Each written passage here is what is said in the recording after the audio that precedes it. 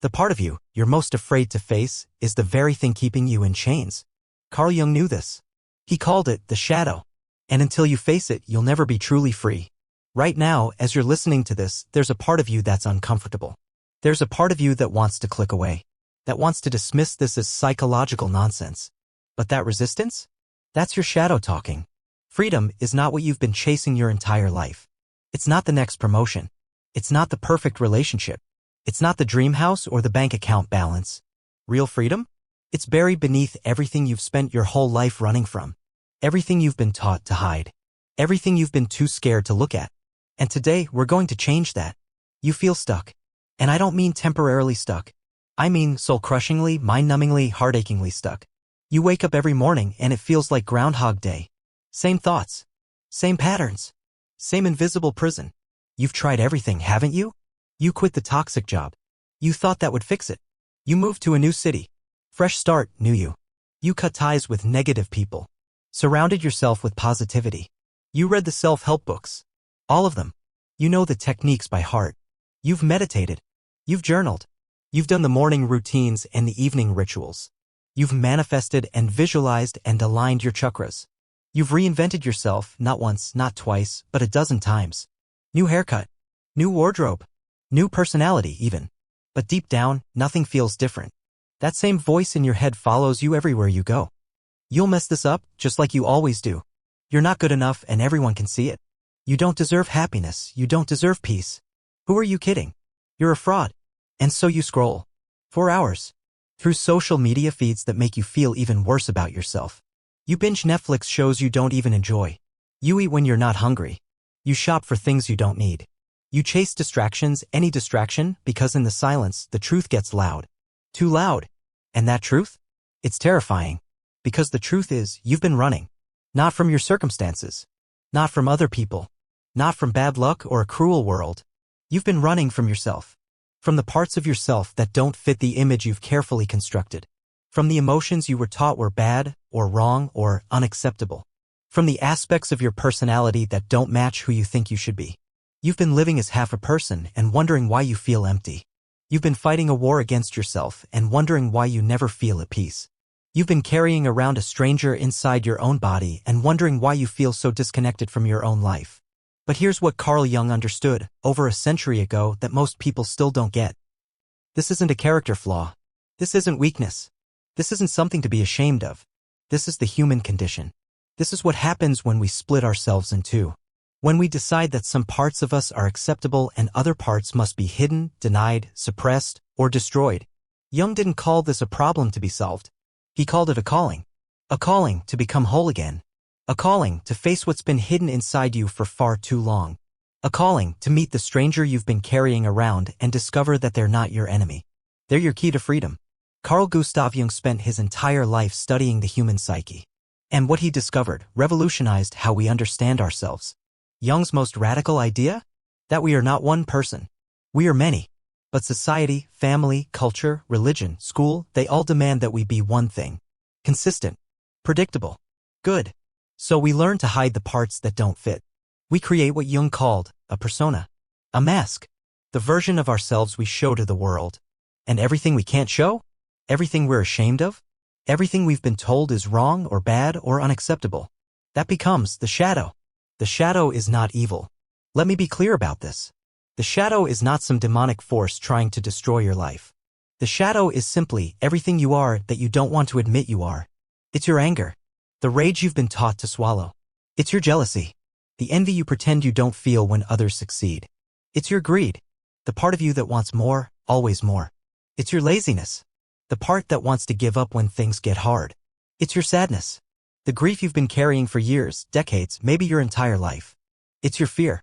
The terror that keeps you playing small. It's your sexuality. The desires you've been taught to be ashamed of. It's your cruelty. Yes, the capacity for meanness that every human being possesses. It's your weakness. The vulnerability you've spent a lifetime trying to hide. Let me tell you how the shadow is formed. Picture a 5-year-old child. Full of life. Full of energy. Full of authentic expression. That child gets angry? They scream. They throw things. They express that anger fully. But what happens? Don't cry. Stop being so dramatic. Good girls don't get angry. Big boys don't show emotions. If you keep acting like that, nobody will love you. You're being too much. Calm down. Be nice. Behave yourself. And so, piece by piece, the child learns to cut off parts of themselves. Not because those parts are bad, but because expressing them brings punishment, rejection, abandonment. So they learn to smile when they're angry, to say, "I'm fine," when they're falling apart, to be nice when they want to scream. They learn to wear a mask. And the real self? The authentic self? It gets pushed down into the unconscious mind, into the shadow. But here's the thing Jung discovered: the shadow doesn't disappear. It grows. It festers. It gains power. And eventually, it takes over. Let me show you how the shadow shows up in your adult life. You explode in rage over tiny things, then hate yourself afterward. Where did that come from? The shadow. You keep attracting the same toxic relationships over and over again. Why? Because your shadow is seeking what it knows. You sabotage your own success just when things start going well. Why would you do that? Your shadow believes you don't deserve good things. You find yourself lying even when the truth would be easier. Your shadow is protecting you from vulnerability. You procrastinate on your biggest dreams for years. Your shadow is keeping you safe from potential failure and judgment. You judge other people harshly, especially for traits you claim to hate. Those traits? They live in your shadow. You feel like a fraud, like you're pretending to be someone you're not. Because you are. You're pretending not to have a shadow. You chase chaos and drama and call it passion. Your shadow is trying to feel alive. You feel disconnected from your own life, like you're watching someone else live it. Because you are. You're watching your persona live while your authentic self stays hidden. Jung said it perfectly: until you make the unconscious conscious, it will direct your life and you will call it fate. You think you're making conscious choices. But you're not. Your shadow is making them for you. Your shadow is running the show while you think you're in control. And this is why you feel stuck. This is why nothing changes. This is why you keep repeating the same patterns. Because you're trying to change your life while ignoring half of who you are. You're trying to be free while carrying around invisible chains. You're trying to love yourself while hating parts of yourself. It doesn't work. It can't work. Because wholeness, true wholeness, requires integration. Not perfection. Integration. Not eliminating the shadow. Embracing it. Not becoming someone else. Becoming fully who you already are. The most terrifying thing is to accept oneself completely. Carl Jung. Let that quote hit you for a moment. Accept oneself completely. Not just the parts you're proud of. Not just the parts that get you likes and approval and admiration. All of yourself. The angry parts. The jealous parts. The scared parts. The cruel parts. The weak parts. All of it. This is shadow work. And it's the most important work you will ever do. Because this is how you become free. Not by running from yourself. Not by trying to be perfect. Not by eliminating your darkness. By integrating it. By making friends with it. By discovering that your shadow is not your enemy. It's your power. Let me walk you through the process. Step 1. Awareness. You cannot change what you cannot see. So the first step is learning to recognize when your shadow is active. Start paying attention to your triggers. What makes you overreact? What situations make you lose your cool completely? When someone criticizes you and you want to destroy them, that's your shadow. When you see someone succeeding and you feel bitter resentment, that's your shadow. When you're in a good mood and then someone says one thing that ruins your entire day, that's your shadow. When you judge people harshly for behaviors you claim to despise, that's your shadow being projected onto them. When you feel intense dislike for someone, for reasons you can't quite explain, that's your shadow seeing itself reflected. Pay attention to your dreams.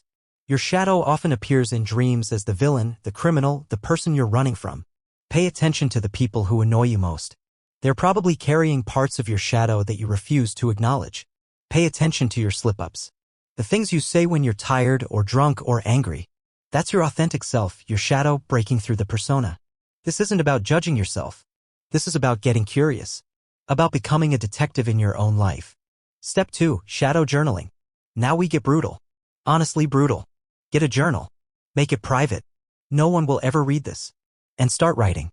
Stream of consciousness. No editing. No filtering. No making it pretty. Ask yourself these questions. What am I most ashamed of about myself? What do I pretend not to feel? What parts of myself do I never show anyone? What would people think of me if they knew the real me? What am I afraid people will discover about me? When do I lie to myself? What do I judge most harshly in other people? What behaviors do I hate that I sometimes catch myself doing? What emotions am I not allowed to feel? What would I do if I knew no one was watching? Write without stopping. Let whatever comes up come up. You might surprise yourself. You might discover anger you didn't know you had.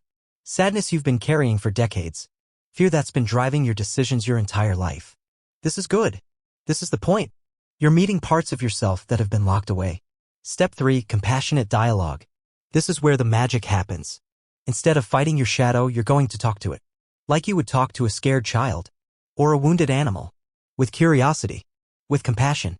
When you feel that rage rising up, don't push it down. Don't judge it. Talk to it. Hey, anger. I see you. I feel you. What are you trying to tell me? What are you trying to protect? When you feel the jealousy burning, don't shame yourself. Get curious. Hey, jealousy, what is it about their success that hurts? What do you need that you're not getting? When you feel that deep sadness, don't distract yourself. Listen. Hey, grief, what are you mourning? What loss are you trying to process? You'll be shocked by what responds. Because your shadow isn't just negative emotions randomly firing off. Your shadow is intelligent. It has reasons. It has needs. It has important information. Your anger? It's telling you about your boundaries. About what you won't tolerate. About your values. Your sadness? It's showing you what matters to you. What you've lost. What you need to heal. Your fear? It's trying to keep you safe. It might be outdated, but it's trying to protect you. Your jealousy? It's showing you what you want. What you value. What you're not giving yourself permission to pursue. These aren't character flaws. They're intelligence. They're guidance. They're power that you've been throwing away. Step 4. Integration. Now comes the most important part. You don't eliminate the shadow. You don't fix it. You don't make it go away. You integrate it. You make it part of your conscious personality. This means accepting that you are capable of anger and learning to express it constructively. This means accepting that you feel jealousy sometimes and using it as information about what you want in your life. This means accepting that you have selfish impulses and finding healthy ways to take care of your own needs. This means accepting that you can be cruel and choosing kindness consciously, not because you're incapable of cruelty, but because you choose kindness even though you're capable of cruelty. This is true power, true choice, true freedom. When you stop pretending you're a saint, you can choose to be good. When you stop pretending you're fearless, you can choose to be brave. When you stop pretending you don't have needs, you can meet them in healthy ways. When you integrate your shadow, something incredible happens. You stop being reactive. You stop exploding over small things. Because you're not trying to suppress huge emotions anymore. You stop attracting toxic people. Because you're not unconsciously seeking familiar dysfunction. You stop sabotaging yourself. Because you believe you deserve good things. You stop feeling like a fraud. Because you're not hiding half of who you are. You become authentic, grounded, present, powerful. You become whole. And wholeness is freedom. The transformation. When you do this work, when you really commit to integrating your shadow, your entire life changes. You stop seeking validation from others. Because you've validated all parts of yourself. You stop being afraid of conflict. Because you're not at war with yourself anymore. You stop people-pleasing. Because you're not terrified of rejection. You stop settling for less than you deserve. Because you know your own worth, all of it. You start speaking your truth. Because you're not ashamed of who you are. You start setting boundaries. Because you know what you will and won't accept. You start pursuing your real dreams. Because you're not afraid of your own power. You become magnetic. People are drawn to authenticity. To wholeness. To someone who owns all of themselves. This is what Jung meant by individuation. Becoming who you truly are. Not who you think you should be. Not who others want you to be. Who you actually are. All of you. Listen to me very carefully. Everything you've been avoiding is still controlling your life. Every emotion you've pushed down is still making your decisions. Every part of yourself you've rejected is still running the show from the shadows. You cannot escape a prison you don't know you're in. And most people spend their entire lives in this prison. They die having never met themselves. They live as half a person. They struggle against invisible chains. They wonder why nothing changes while changing everything except the one thing that matters. Themselves. The reason you keep attracting the same problems isn't because you're cursed. The reason you keep repeating the same patterns isn't because you're stupid. The reason you keep feeling stuck isn't because you're lazy. It's because you haven't gone deep enough. You've been trying to renovate the house while ignoring the foundation. You've been trying to grow a garden while poisoning the soil. You've been trying to fill a bucket that has a hole in the bottom. The hole is your rejected shadow. And no amount of positive thinking, no amount of goal setting, no amount of fake it till you make it will fix a fundamental split in your psyche. You don't need another self-help book. You don't need another motivational video. You don't need another life coach telling you to just believe in yourself. You need to do the work that no one wants to talk about. The work of meeting your shadow. The work of accepting your darkness. The work of becoming whole. This isn't easy work. Let me be honest about that. It's uncomfortable. It's scary. It requires you to look at parts of yourself you've spent a lifetime avoiding. But it's the only work that actually works. It's the only path to real freedom. Because you cannot love what you don't know. You cannot heal what you won't face. You cannot be free while carrying invisible chains.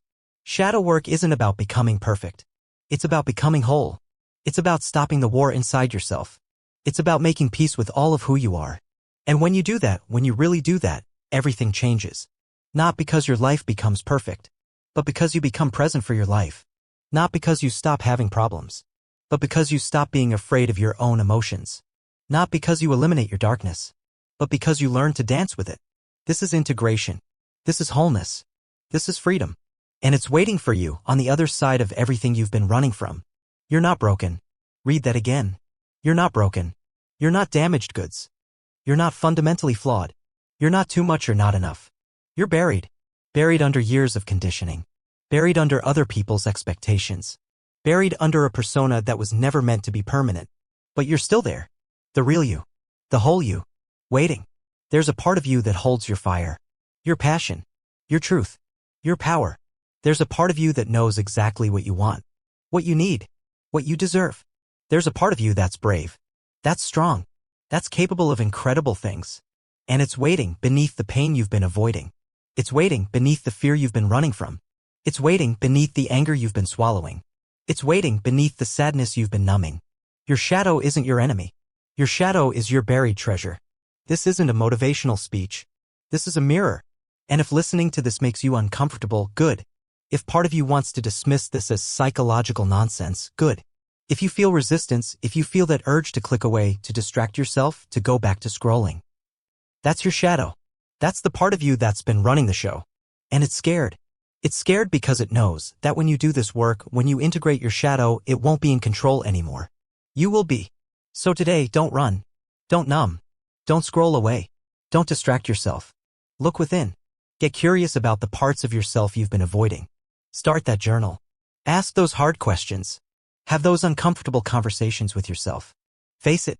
And walk through the door Jung left open for all of us. The most terrifying thing is to accept oneself completely. When you do that, when you really accept yourself completely, that's when you'll taste it. Freedom. Real freedom. Not freedom from your humanity. Freedom through your humanity. Not freedom from your darkness. Freedom with your darkness. Not freedom from yourself. Freedom is yourself. Your whole self.